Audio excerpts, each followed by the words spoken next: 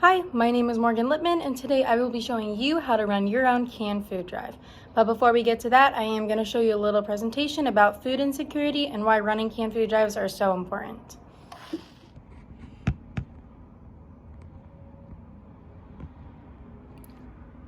Food insecurity. So to start off the presentation, we will be talking about food insecurity, and then we will get into details about how to run your own canned food drive. And here I have the quote, "Help the world become a better place." So what is food insecurity? Food insecurity is when someone doesn't have access to sufficient and nutritious foods. This means that they aren't able to purchase healthy and nutritious foods to help fuel their bodies for the rest of the day. And this is because they don't have the money or the access to do so. Who am I? Really quick, my name is Morgan Lippman and I live in Scotts Valley. On the top right corner, you can see a picture of me in my latest canned food drive. I also have a picture of me after winning the volleyball championships and a picture from prom. Crazy facts you didn't know. Like I said, I'm from Scotts Valley, and 12% of families in my district are socially economically disadvantaged. In California, 1 in 3 people did not have access to sufficient food in 2020. If you can guess, it is because of coronavirus. People were unemployed and weren't able to access these nutritious foods. And in the world, 1 in 6 children face hunger throughout the entire world, which is crazy to think about because if you're with 7 other people, one of you could 100% be food insecure. Here's a quote from feedingamerica.org, "Children can make a difference in the lives of kids in need." So the problem is that many people face food insecurity and most people around the world are unaware of this issue. The solution to help fix that problem is people, including you, can help those in need by providing them with nutritious meals. The root cause of food insecurity is poverty, and that is the unequal distribution of money. Effects of food insecurity. Some effects include obesity, disease-prone, and child mortality. Obesity comes from people having to purchase unhealthy foods because they are a lot cheaper, such as McDonald's and Burger King. People become disease-prone because of obesity and because they're malnourished. And child mortality, if a woman who is pregnant does not eat healthy, then her child can die in the womb. What some people have done in the past are create organizations like Food Not Bombs, local in Santa Cruz, and donate money and food. What can you do? Not only can you share this information you learned from the presentation with all your friends and family, you can also create your own canned food drive. What is a canned food drive? A canned food drive is the act of collecting food from others and donating that food to those experiencing food insecurity. Here's a picture of me again from my last canned food drive, and these are all the bags of food that I had collected. My experience with canned food drives, I have done 5 canned food drives since 2nd grade. I do them in my neighborhood, and a special thing I do is choosing a different organization each time. My last organization I donated to was Holy Cross Food Pantry, and there are a couple others that I've donated to in the past all around my county. Today, what you will learn is how to create a canned food drive, how to reach those experiencing food insecurity, and how to get more involved in your community. So steps to running a canned food drive. The first thing you have to do is figure out where you would like to do it. So in my opinion, I like to do it in my neighborhood because I see it as the most accessible and easiest way to do it, as well as I know everybody in my neighborhood mostly, and so they are more than happy to donate. Second step is finding an organization to donate your food to once you've finished.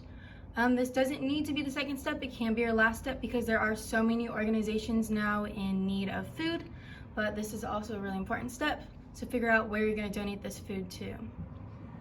Third, you are going to create your flyers that explain what, when, why, and who. I call these the 4 W's. So basically, in your flyer, you have to explain what exactly you're doing, when you are doing it, so when they should leave their food out for you to come pick up, why you're doing this, who are you helping, how are they helping others, and as well as who, which is the organization you're donating to. The fourth step is taking your flyers and putting them in mailboxes of people you plan to collect food from. So if you do plan on doing it in your neighborhood, the best way I've seen this work is by putting the flyers into mailboxes, because everybody goes and gets their mail every day and it's just the most convenient. And the fifth is go back to the houses to collect the food and donate to the organization of your choice. So step one, where? The first step is deciding where you would like to perform your canned food drive. Some examples I've included are in your neighborhood, which I like to do.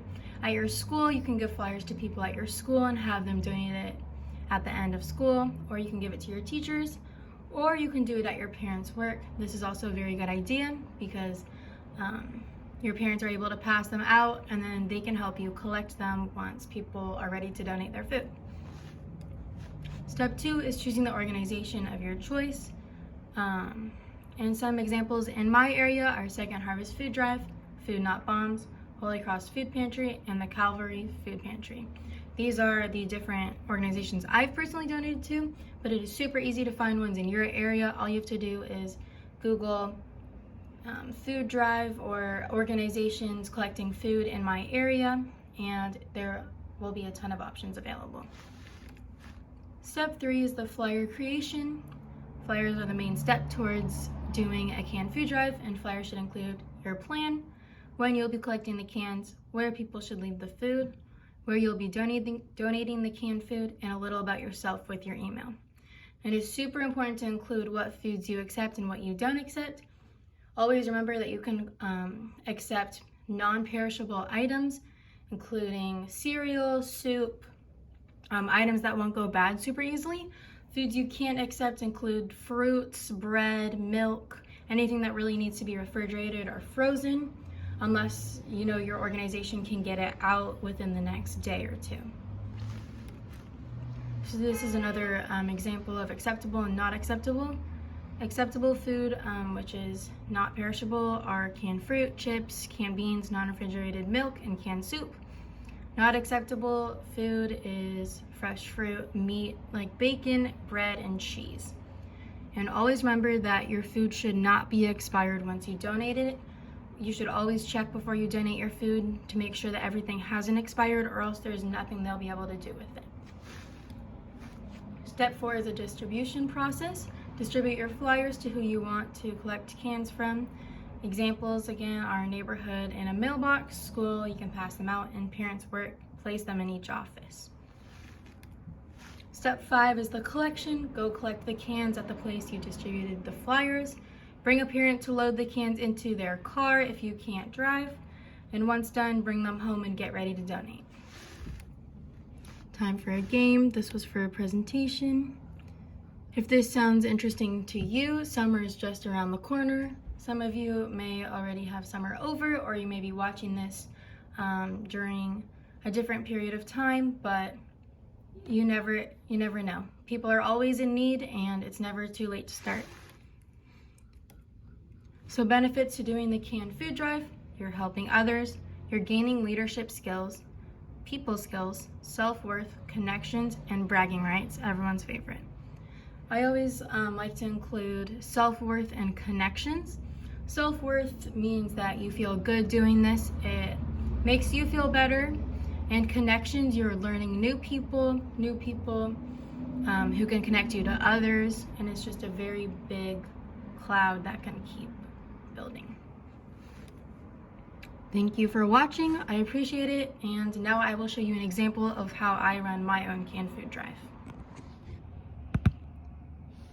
So now that I know I'm starting my own canned food drive, I'm going to start with my 5 steps. And this is just a formatting of my plan. So first and foremost, I have to figure out where I'd like to do it. I've always done it in my neighborhood, so that's what I will be doing again. Second, I have to find an organization to donate my food to. I'm choosing to donate to Holy Cross Food Pantry, and that is because I saw online that they are lacking food and donations, so that is what I'm choosing. But if you don't know any near you, you can Google food collection organizations near me, and they will show a ton of options, and you can choose from that. Next, we will be making our flyers, and we will be doing that on a new document. As soon as you have all of your flyers printed out, I like to put them in a folder like this, just so it's easier to carry them around. As soon as you have your flyer folded up like this, you can just slip it into the mailbox, close the mailbox, and keep going to the other houses in your neighborhood. The easiest way to do this is have someone else put the flyers in mailboxes, or you can do it yourself if you can't drive. Whatever works easiest for you. All you have to do is keep repeating this process by putting all the flyers into mailboxes until you're done. Now that it's the time that I said I'd come collect the cans, we're gonna go off and get them from people's doors. One thing I do suggest though is taking a car, because it is gonna be pretty heavy to carry all these bags. Here's the first bag we're coming across. It's in a nice bag. All I gotta do is pick it up and place it in my car. Here's another bag, and I know it's for me because they stapled this there. Now I can just put this in my car and keep going. Here's another one with the same sign. So I'm just gonna pick it up and place it in my car. After we pick up food from people, we drop in these thank you notes just to show a ticket of our appreciation and thank them for what they've done. One thing I do like to do before donating is condensing my bags. This means that if I have a bag half full, or if I have 2 of those, I'll just combine them and make it 1. So here I have less bags than I did before, but that's because they're entirely full. And that way it's just easier to bring them to the donation center, and it's easier for the people who work for the organization to take it in. Now let's get it loaded into the car. Now that we have everything loaded up in the car, we're gonna head to the organization to donate all of the food.